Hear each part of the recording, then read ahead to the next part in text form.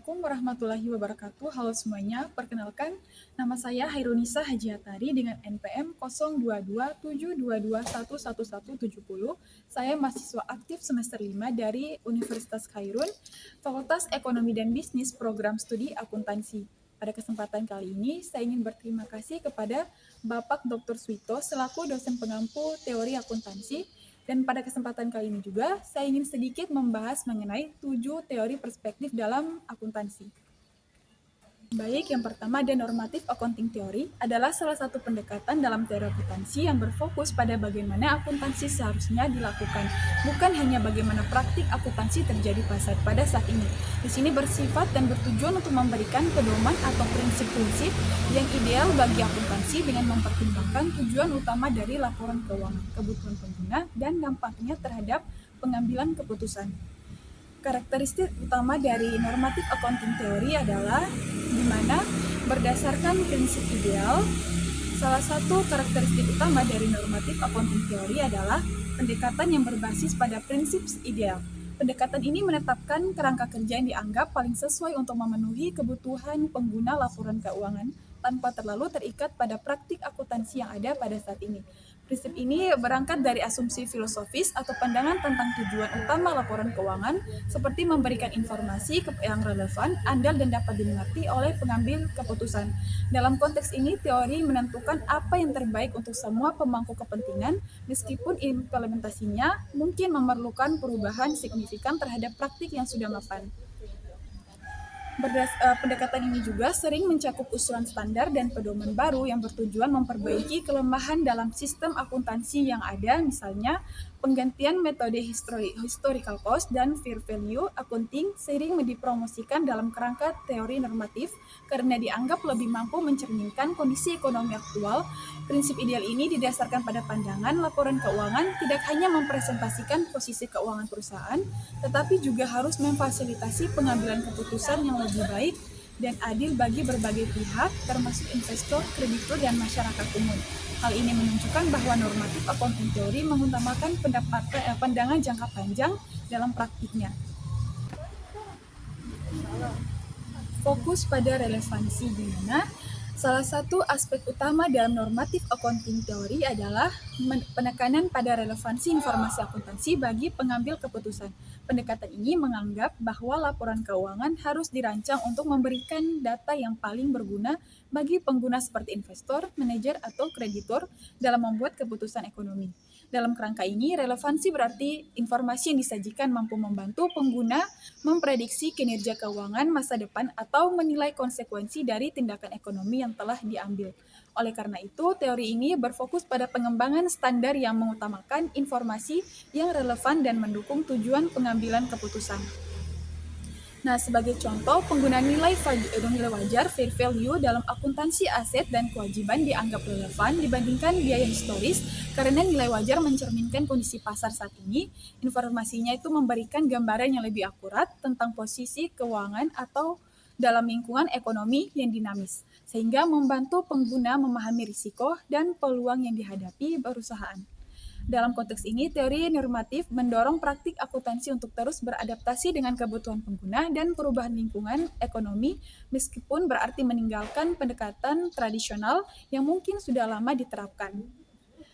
Tidak terbatas dalam praktiknya, di mana normatif accounting theory tidak membatas dirinya pada praktik akuntansi yang sudah ada, melainkan berfokus pada bagaimana akuntansi seharusnya dilakukan untuk mencapai hasil yang ideal. Pendekatan ini berorientasi pada inovasi dan pembaruan dengan mempertimbangkan berbagai praktik yang mungkin tidak sepenuhnya memenuhi kebutuhan pengguna laporan keuangan dalam lingkungan bisnis yang terus berubah. Teori ini mengasumsikan bahwa standar dan metode akuntansi yang berlaku saat ini bisa jadi memiliki kelemahan atau tidak lagi relevan dengan kondisi terkini, sehingga perlu diperbaiki atau digantikan dengan pendekatan yang lebih sesuai. Baik, teori kedua itu perspektif entity teori dalam akuntansi atau teori entitas adalah salah satu pendekatan dalam akuntansi yang berfokus pada perusahaan sebagai suatu kesatuan ekonomi yang terpisah dari pemiliknya. Perspektif ini memainkan peran penting dalam membentuk bagaimana laporan keuangan disusun dan ditafsirkan. teori ini menganggap bahwa perusahaan memiliki eksistensi sendiri yang independen dan beban yang dimiliki atau dihasilkan oleh perusahaan adalah milik perusahaan itu sendiri, bukan milik pemiliknya. Hal ini berarti perusahaan dapat bertindak sebagai subjek hukum yang memiliki aset, mengakui hutang, dan melakukan transaksi. Dengan demikian, laporan keuangan dalam pendekatan ini berfokus untuk mencerminkan kondisi keuangan dan kinerja perusahaan sebagai satu kesatuan terlepas dari pemiliknya. Pendekatan ini memiliki implikasi besar dalam cara informasi keuangan disusun, misalnya investasi pemilik dianggap sebagai kewajiban perusahaan kepada pemilik, serupa dengan kepada kreditur. Tetapi sebagai pengurangan ekuitas perusahaan, perspektif ini bertujuan memberikan informasi yang relevan bagi berbagai pihak yang berkepentingan dengan fokus pada entitas sebagai pusat perhatian. Teori ini cocok di perusahaan besar dan penting untuk menjaga pemisahan yang jelas antara perusahaan dan pemiliknya. Prinsip utamanya yaitu satu entitas terpisah, di mana perusahaan dianggap sebagai entitas ekonomi yang independen dari pemiliknya. Ini berarti bahwa seluruh yang pemilik perusahaan itu memiliki perusahaan itu sendiri, bukan pemiliknya. Fokus pada perusahaan, laporan keuangan disusun untuk mencerminkan kondisi keuangan dan kinerja perusahaan sebagai entitas tanpa memandang kepentingan individu, pemilik, atau pemegang saham. Prinsip fokus pada perusahaan dalam entity teori menegaskan bahwa penyajian laporan keuangan harus memprioritaskan entitas perusahaan itu sendiri, bukan individu pemegang saham. Di sini prinsip utama entity teori. Yang pertama, entitas terpisah, di mana perusahaan dianggap sebagai entitas ekonomi yang independen dari pemiliknya. Ini berarti bahwa aset, kewajiban pendapatan, dan beban perusahaan adalah milik perusahaan, bukan milik pemiliknya secara langsung. Kedua, fokus pada perusahaan. Laporan keuangan disusun untuk mencerminkan kondisi keuangan kinerja perusahaan sebagai entitas tanpa memandang kepentingan individu, pemilik, atau pemegang saham. Di mana prinsip fokus pada perusahaan dalam entity teori menegaskan bahwa penyajian laporan keuangan harus memprioritaskan entitas perusahaan itu sendiri, bukan individu pemilik atau pemegang saham. Perusahaan sebagai subjek ekonomi yang independen, sehingga laporan keuangan bertujuan untuk menggambarkan kondisi keuangan dan kinerja bisnis secara objektif, dan di mana sebagai pemangku kepentingan seperti investor, kreditur, dan manajemen yang membutuhkan informasi tentang perusahaan sebagai satu kesatuan. Dengan demikian, fokus pada perusahaan menjadikan laporan keuangan lebih relevan oleh berbagai pihak yang berkepentingan. Dalam praktiknya, semua transaksi aset, kewajiban, dan beban dicatat dalam laporan keuangan adalah milik dan tanggung jawab perusahaan, terlepas dari kepemilikan struktur modalnya. Sebagai contoh, jika perusahaan memperoleh laba tersebut tetap berada dalam kendali perusahaan, didistribusikan seperti melalui dividen dan lainnya, di mana bukan beban pribadi pemilik. Pendekatan ini menciptakan pemisahan yang jelas antara entitas perusahaan dan individu yang terlibat di dalamnya. Dan oleh kepentingan pribadinya. Ketiga, ada akuntansi ekuitas. Dalam teori ini, ekuitas pemilik dianggap sebagai kewajiban perusahaan kepada pemiliknya. Dengan kata lain, dari perspektif entitas investasi, pemilik dipandang sebagai klaim terhadap aset perusahaan milik dan klaim kreditur. Prinsip akuntansi entity teori menekankan bahwa ekuitas pemilik dipandang sebagai kewajiban perusahaan kepada pemiliknya. Dan yang keempat ada pengambilan keputusan. Di sini entity teori berfokus pada memberikan informasi yang relevan kepada berbagai pemangku kepentingan, termasuk manajer, kreditur, dan investor yang tertarik akan kinerja perusahaan secara keseluruhan. Baik, untuk teori ketiga yaitu teori agensi adalah konsep dalam ekonomi dan manajemen yang menjelaskan hubungan antara prinsipal atau pemilik dan agen atau pihak yang diberi wewenang untuk bertindak atas nama prinsipal. Nah, teori ini sering digunakan dalam konteks perusahaan di mana prinsipal adalah pemegang saham dan agen adalah manajer atau eksekutif perusahaan. Elemen utama agensi teori adalah agensi teori yang menjelaskan hubungan antara pihak yang memberikan wewenang atau prinsipal dan pihak yang diberi wewenang atau agen untuk bertindak atas nama prinsipal. Teori ini terutama digunakan dalam dunia bisnis dan keuangan untuk memahami interaksi antara pemilik perusahaan seperti pemegang saham dan manajer atau eksekutif perusahaan. Fokus utamanya adalah mengidentifikasi dan mengelola konflik kepentingan yang dapat muncul karena prinsipal dan agen memiliki tujuan yang berbeda. Konflik dalam hubungan ini dikenal sebagai agency problem, di mana agen mungkin bertindak demi kepentingan pribadinya yang tidak selalu sejalan dengan kepentingan prinsipal. di mana misalnya manajer perusahaan mungkin mengambil keputusan yang menguntungkan dirinya sendiri, seperti menetapkan gaji yang lebih tinggi, meskipun hal tersebut tidak meningkatkan nilai perusahaan. Untuk mengatasi masalah ini, prinsipal biasanya mengeluarkan biaya pengawasan atau monitoring, atau memberikan insentif berbasis kinerja agar agen bertindak sesuai dengan kepentingan prinsipal. Dalam konteks akuntansi dan keuangan, agensi teori menjadi dasar untuk praktik seperti pelaporan keuangan, pemberian insentif, dan audit independen. Laporan keuangan digunakan oleh prinsipal untuk memantau kinerja agen, sementara audit memberikan jaminan bahwa informasi yang disajikan dapat dipercaya. Dengan menerapkan mekanisme ini, prinsipal dapat meminimalkan konflik kepentingan yang memastikan bahwa agen bekerja secara efisien untuk mencapai tujuan bersama. Prinsip agensi teori adalah pihak yang memberikan wewenang kepada pihak lain, yaitu agen, untuk bertindak atas namanya. Prinsipal memiliki tujuan tertentu yang ingin dicapai, tetapi karena keterbatasan waktu, pengetahuan, dan sumber daya, mereka memilih untuk mendelegasikan tanggung jawab kepada agen. Dalam konteks perusahaan, prinsipal seringkali adalah pemegang saham yang mempercayakan manajemen perusahaan kepada direksi atau eksekutif. Mereka berharap agen akan mengambil keputusan dan memaksimalkan nilai perusahaan yang menguntungkan kepentingan mereka sebagai pemilik. Namun, hubungan prinsipal dan agen seringkali menghadapi risiko konflik kepentingan, terutama jika prinsipal tidak memiliki kontrol langsung atas tindakan agen. Untuk mengatasi risiko ini, prinsipal dapat menerapkan berbagai mekanisme pengawasan seperti pemberian insentif berbasis kinerja, evaluasi berkala, atau laporan keuangan yang transparan. Selain itu, prinsipal juga mengeluarkan biaya monitoring untuk memastikan bahwa agen bertindak sesuai dengan tujuan mereka. Dengan memahami peran prinsipal dalam agensi teori, organisasi dapat mengelola hubungan prinsipal agen secara lebih efektif untuk meminimalkan konflik dan meningkatkan kinerja bersama.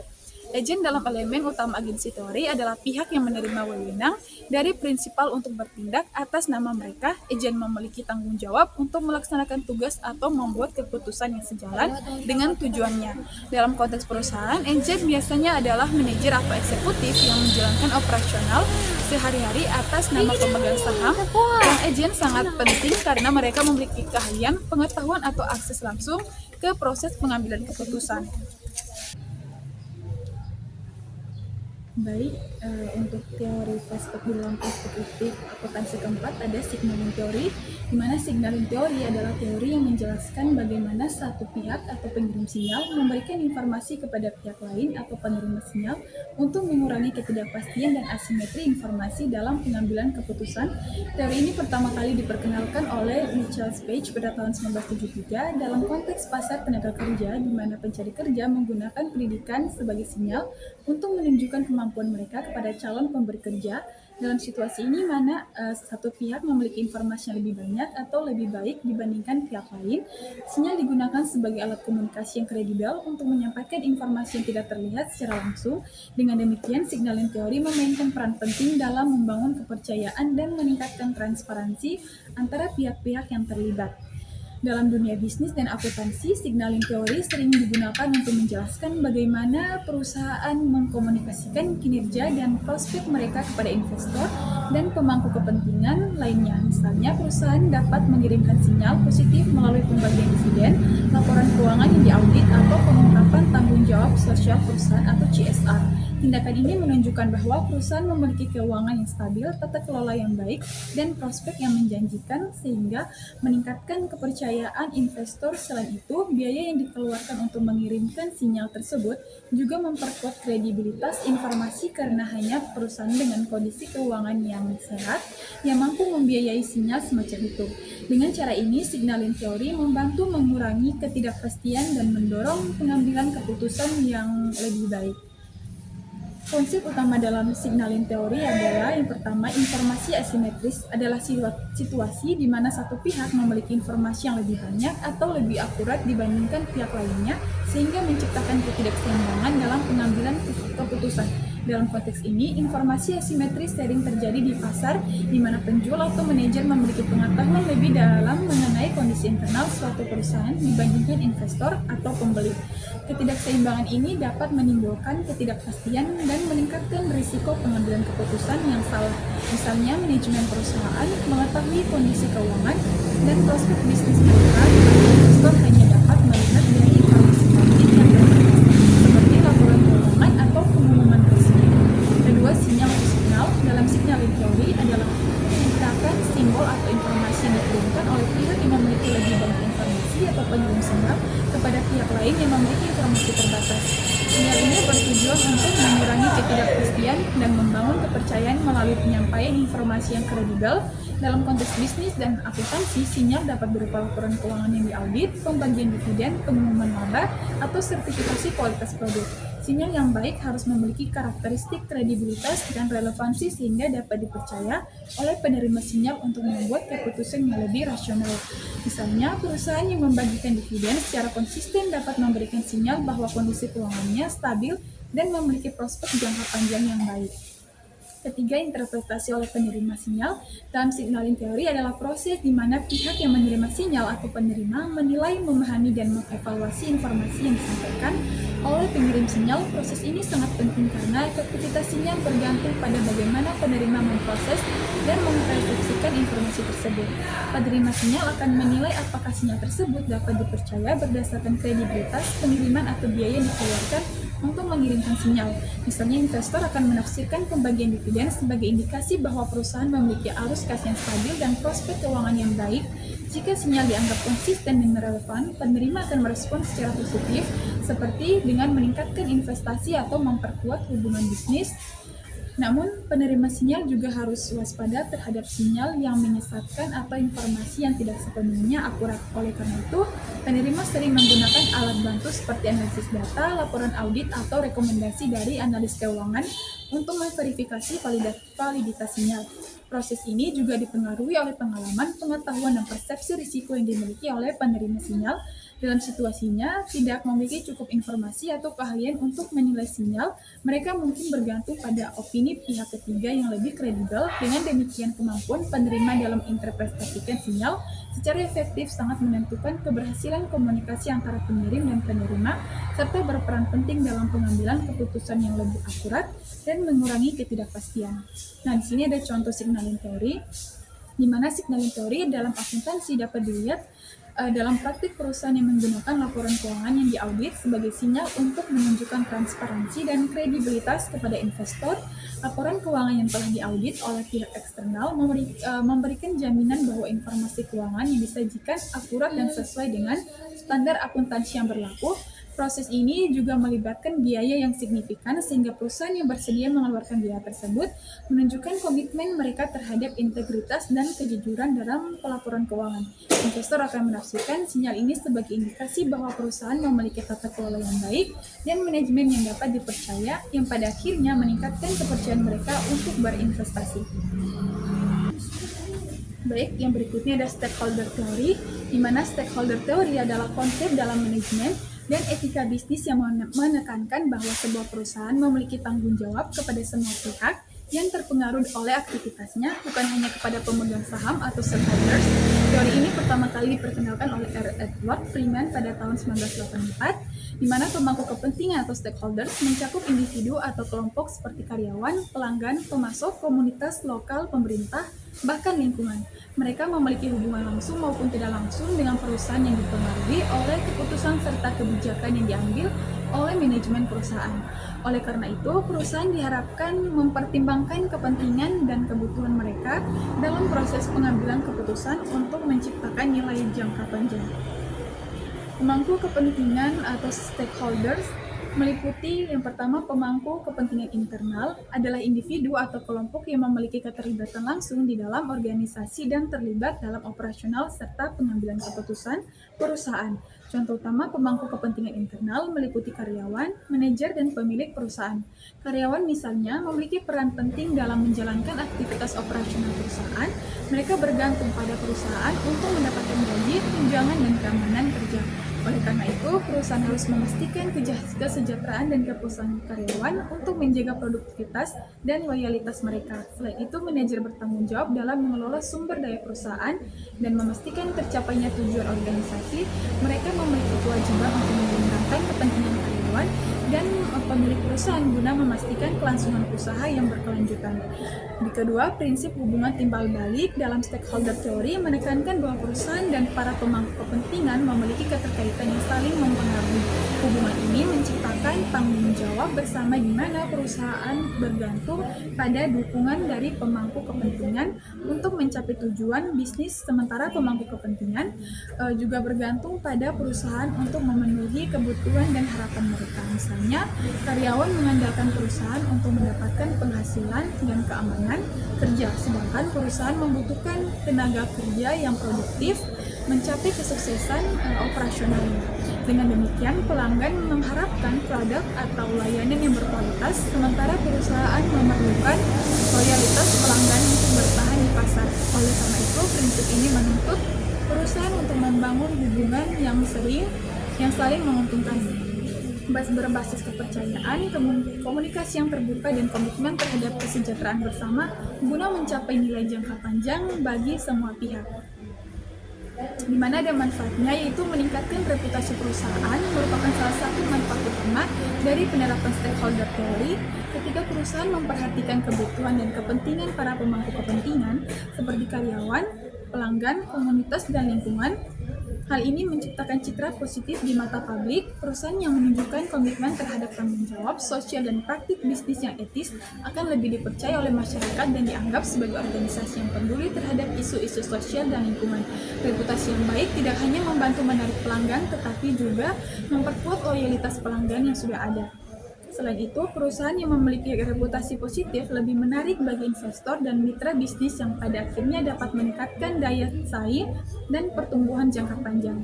Baik, teori berikutnya yaitu NPM atau New Public Management, di mana teori ini adalah sebuah teori dalam administrasi publik yang muncul pada akhir abad ke-20 sebagai respon terhadap kelemahan birokrasi tradisional yang dianggap lambat dan tidak efisien dan kurang responsif terhadap kebutuhan masyarakat.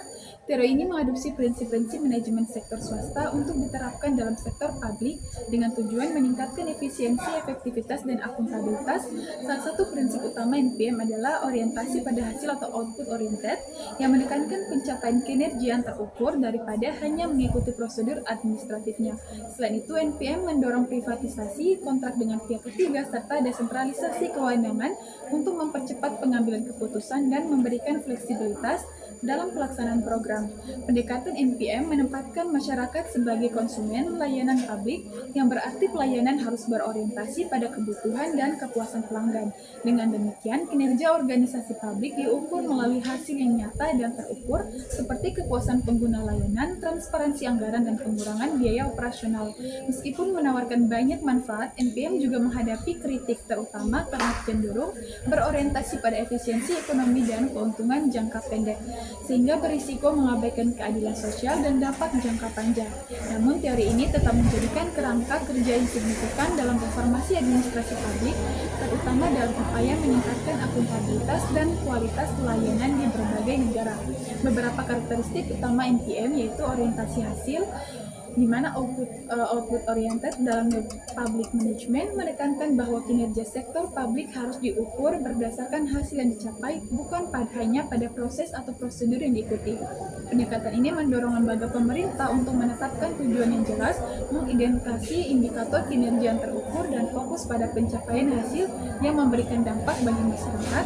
Dengan orientasi ini, organisasi sektor publik diharapkan dapat lebih efisien dalam penggunaan sumber daya dan lebih efektif dalam memenuhi kebutuhan warga negara. Selain itu, transparansi dalam pelaporan hasil kinerja juga menjadi bagian penting untuk memastikan akuntabilitas kepada publik serta memperkuat kepercayaan masyarakat terhadap pemerintah. Yang kedua ada akuntabilitas dan transparansi. NPM menekankan pentingnya pertanggungjawaban yang jelas dan keterbukaan informasi dalam pengelolaan sektor publik. Melalui pendekatan ini, lembaga pemerintah diwajibkan untuk memberikan laporan kinerja yang terukur dan mudah diakses oleh publik guna memastikan bahwa setiap keputusan dan tindakan diambil dipertanggungjawabkan. Transparansi ini mencakup penyajian data keuangan, penggunaan anggaran, serta pencapaian target yang telah ditetapkan. Dengan adanya akuntabilitas dan transparansi, diharapkan kepercayaan masyarakat terhadap pemerintah meningkat, sekaligus meminimalisir risiko korupsi dan penyalahgunaan wewenang. Selain itu, pendekatan ini mendorong lembaga publik untuk lebih proaktif dalam memperbaiki layanan dan memenuhi ekspektasi masyarakat secara efektif. Berikut ada teori legitimasi, di mana teori ini adalah sebuah konsep yang menjelaskan bagaimana perusahaan berusaha mendapatkan dan mempertahankan persetujuan legitimasi dari masyarakat. Dalam konteks akuntansi, perusahaan menggunakan laporan keuangan dan informasi lainnya untuk meyakinkan stakeholder atau pemegang saham, kreditur, pemerintah, masyarakat bahwa aktivitas bisnis mereka sesuai dengan norma-norma sosial dan etika yang berlaku. Nah, mengapa teori ini penting? Karena kelangsungan usaha, perusahaan yang memiliki legitimasi cenderung lebih mudah mendapatkan dukungan finansial, izin operasi, dan kepercayaan dari masyarakat. Adapun mencegah regulasi, perusahaan yang dianggap legitimasi cenderung lebih sedikit menghadapi regulasi yang berat dari pemerintah. Ada legitimasi yang kuat akan menyiapkan regulasi perusahaan, menarik investor, dan mempertahankan pelanggan. Nah, di sini ada bagaimana perusahaan mendapatkan legitimasi, yaitu dengan pengungkapan informasi. Perusahaan secara proaktif mengungkapkan informasi sosial dan lingkungan dalam laporan keuangan mereka, misalnya laporan keberlanjutan atau laporan tanggung jawab sosial perusahaan. Adapun kegiatannya itu CSR, perusahaan aktif terlibat dalam kegiatan corporate social responsibility seperti donasi, program lingkungan, atau pemberdayaan masyarakat. Ada lobbying, perusahaan berusaha mempengaruhi kebijakan pemerintah agar sesuai dengan kepentingan mereka. Contoh penerapan teori ini yaitu perusahaan yang mendapatkan penghargaan CSR menunjukkan komitmennya terhadap tanggung jawab sosial dan lingkungan, sehingga meningkatkan legitimasinya di mata masyarakat. Ada implikasi teori legitimasi, yaitu akuntansi menjadi lebih dari sekedar angka. Laporan keuangan tidak hanya menyajikan informasi finansial, tetapi juga informasi non-finansial yang relevan dengan kepentingan stakeholder, di mana ada perusahaan harus responsif terhadap perubahan sosial. Perusahaan harus terus menyesuaikan strategi dan praktik bisnisnya dengan perubahan nilai dan ekspektasi masyarakat. Kesimpulannya di sini, teori legitimasi memberikan pemahaman yang lebih mendalam tentang peran akuntansi dalam membangun hubungan antara perusahaan dan masyarakat. Nah, itulah penyampaian saya mengenai 7 teori dalam perspektif akuntansi. Mohon maaf apabila ada salah kata.